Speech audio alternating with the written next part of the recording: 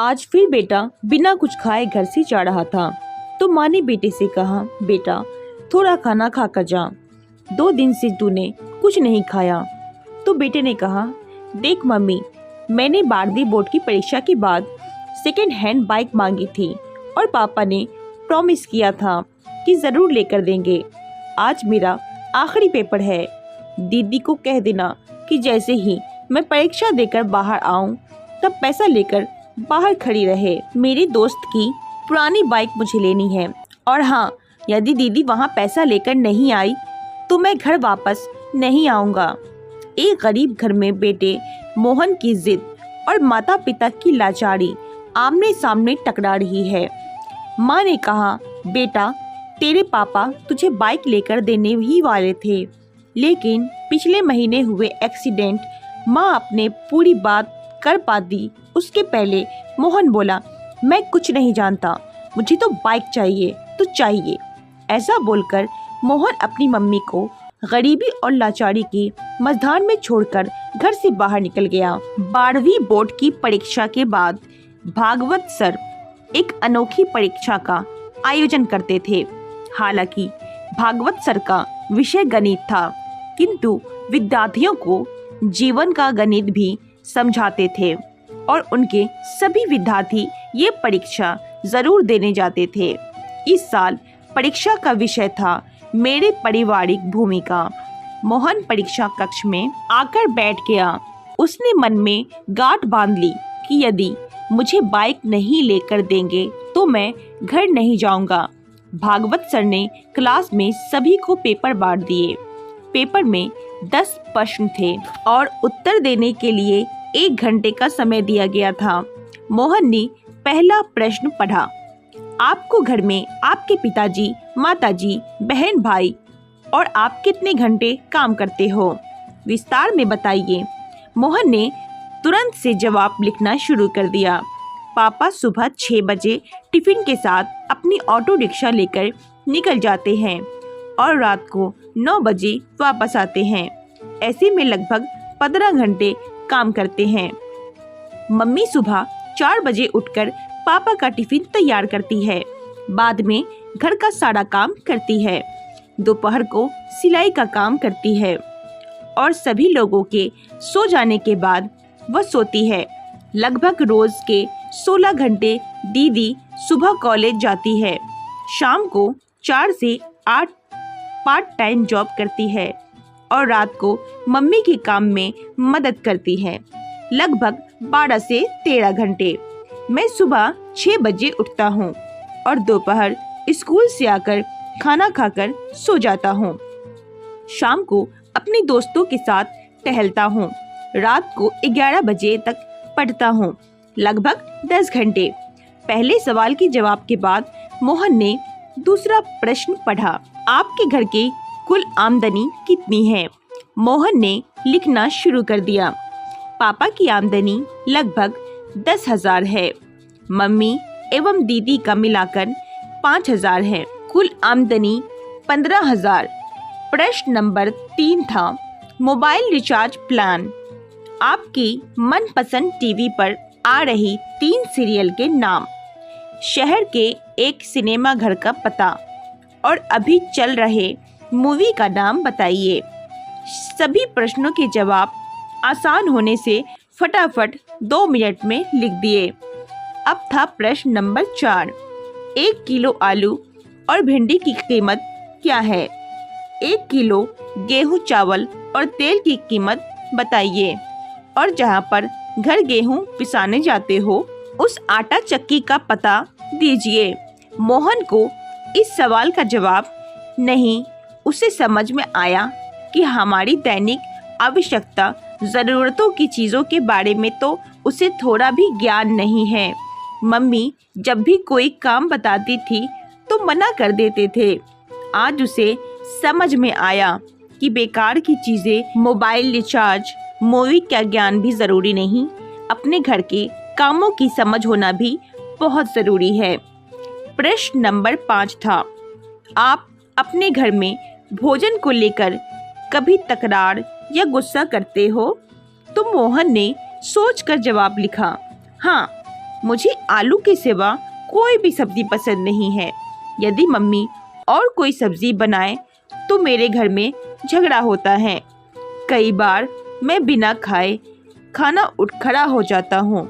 इतना लिखते ही मोहन को याद आया कि आलू की सब्जी से मम्मी को गैस की तकलीफ होती है, पेट में दर्द होता है। मम्मी अपनी सब्जी में एक बड़े चम्मच अजवाइन डालकर खाती है। एक दिन मैंने गलती से मम्मी की सब्जी खा ली और फिर मैंने थूक दिया और फिर पूछा कि मम्मी तुम ऐसा क्यों खाती हो? तब दीदी ने बताया कि हमारे घर की स्थिति ऐसी नहीं है कि हम दो सब्जी बनाकर खाएं। तुम्हारे जिद के कारण मम्मी बेचारी क्या करे। मोहन ने अपनी यादों से बाहर आकर प्रश्न को पढ़ा। प्रश्न नंबर 6 था, अपने घर में की हुई आखिरी जिद के बारे में लिखिए। तो मोहन ने जवाब लिखना शुरू कर दिया। मेरी बोर्ड की परीक्षा पूर्ण होने के बाद दूसरे ही दिन बाइक के लिए जिद की थी। पापा ने कोई जवाब नहीं दिया था। मम्मी ने समझाया कि घर में पैसे नहीं हैं, लेकिन मैं नहीं माना। मैंने 2 दिन से घर में खाना भी छोड़ दिया है। जब तक बाइक नहीं लेकर दूंगे खाना नहीं खाऊंगा और आज तो मैं वापस घर ही नहीं जाऊंगा, यह कहकर निकला हूँ। अब यह प्रश्न नंबर 7, आपको अपने घर से मिल रही पॉकेट मनी आप क्या करते हो? आपके भाई बहन कैसे खर्च करते हैं? मोहन ने जवाब लिखना शुरू कर दिया। हर महीने पापा मुझे 100 रुपए देते हैं। उसमें से मैं मनपसंद परफ्यूम, गॉगल्स लेता हूँ या फिर अपने दोस्तों के साथ छोटी मोटी पार्टियों में खर्च करता हूँ। मेरी दीदी को भी पापा 100 रुपए देते हैं। वह खुद कमाती है और पगार के पैसे भी मम्मी को आर्थिक मदद में करती है।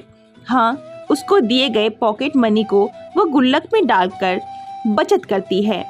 उसके किसी प्रकार की कोई शौक नहीं है क्योंकि वह कंजूस भी है। प्रश्न नंबर 8 था, आप अपनी खुद की पारिवारिक जिम्मेदारी को समझते हैं? प्रश्न अटपटा और मुश्किल होने के बाद भी मोहन ने जवाब लिखना शुरू कर दिया। परिवार के साथ जुड़े रहना चाहिए, एक दूसरे के प्रति समझदारी से व्यवहार करना चाहिए, एक दूसरे की मदद करनी चाहिए और ऐसे अपनी जिम्मेदारी निभानी चाहिए। यह लिखते लिखते ही अंतर आत्मा से आवाज आई कि अरे मोहन, तुम खुद अपनी पारिवारिक जिम्मेदारी को निभा रहे हो? और फिर अंतर आत्मा से ही आवाज आई, नहीं, बिल्कुल नहीं। प्रश्न नंबर 9 था, आपके परिणाम से आपके माता पिता क्या खुश हैं? क्या वो आपके अच्छे परिणाम के लिए आपसे जिद करते हैं? क्या आपको डांटते रहते हैं? इस प्रश्न का जवाब लिखते लिखते मोहन की आंखें भर आई। अब वह परिवार के प्रति अपनी भूमिका बराबर समझ चुका था। उसने लिखने की शुरुआत की। वैसे तो मैं कभी भी मेरे माता पिता को आज तक संतोषजनक परिणाम नहीं दे पाया हूँ, लेकिन इसके लिए उन्होंने कभी भी मुझे जिद नहीं की। मैंने बहुत बार अच्छे रिजल्ट की प्रॉमिस की, फिर तोड़ी है। फिर भी हल्की सी डांट के बाद वही प्रेम बना रहता है।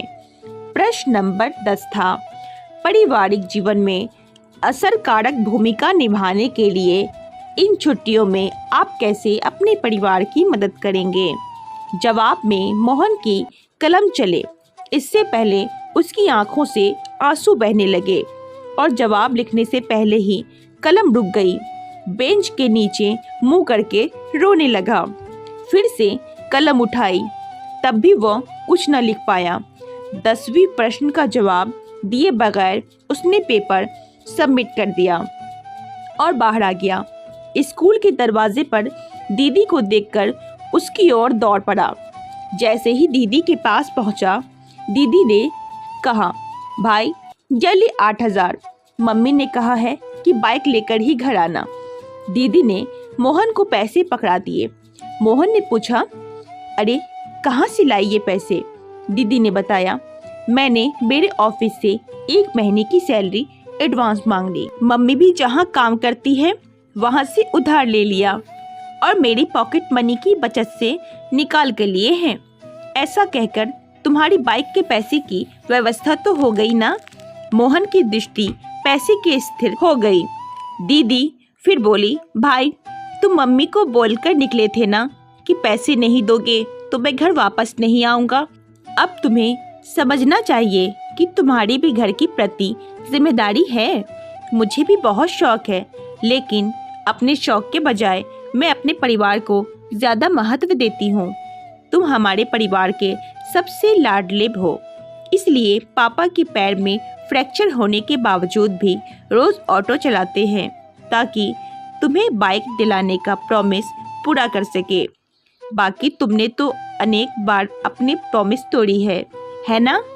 मोहन के हाथ में पैसा थमाकर दीदी घर की ओर चल निकली।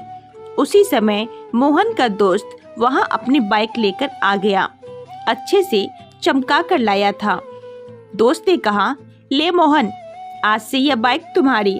सब 12,000 में मांग रहे थे, मगर यह तुम्हारे लिए 8,000 में है। मोहन बाइक की ओर टकाटक देख रहा था और थोड़ी देर बाद बोला, दोस्त तुम अपनी बाइक उस 12,000 वाले को ही दे देना। मेरे पास पैसे की व्यवस्था नहीं हो पाई है और होने की संभावना भी नहीं है। और वह सीधा भागवत सर के केबिन में जा पहुंचा। भागवत सर ने मोहन की ओर देखकर पूछा, अरे मोहन, कैसा लिखा है पेपर में? तो मोहन बोला, सर यह कोई पेपर नहीं था, ये तो मेरे जीवन के लिए दिशा निर्देश था। मैंने एक प्रश्न का जवाब छोड़ दिया है, किंतु यह जवाब लिखकर नहीं, अपने जीवन की जवाबदेही निभाकर ही दूंगा। और भागवत सर के चरण छूकर अपने घर की ओर निकल पड़ा। घर पहुंचते ही उसने देखा कि मम्मी पापा दीदी सब उसकी राह देख रहे थे। मोहन को देखते ही मम्मी ने पूछा, बाइक कहाँ है? मोहन ने दीदी के हाथों में पैसे थमा दिए और कहा, सॉरी दीदी, मुझे बाइक नहीं चाहिए। और पापा, मुझे ऑटो की चाबी दो। आज से मैं पूरी छुट्टियां ऑटो चलाऊंगा और आप थोड़े दिन आराम कर लीजिए। मम्मी, आज मेरी पहली कमाई शुरू होगी, इसलिए तुम अपनी पसंद की सब्जी ले आना। रात को हम सब साथ मिलकर खाना खाएंगे।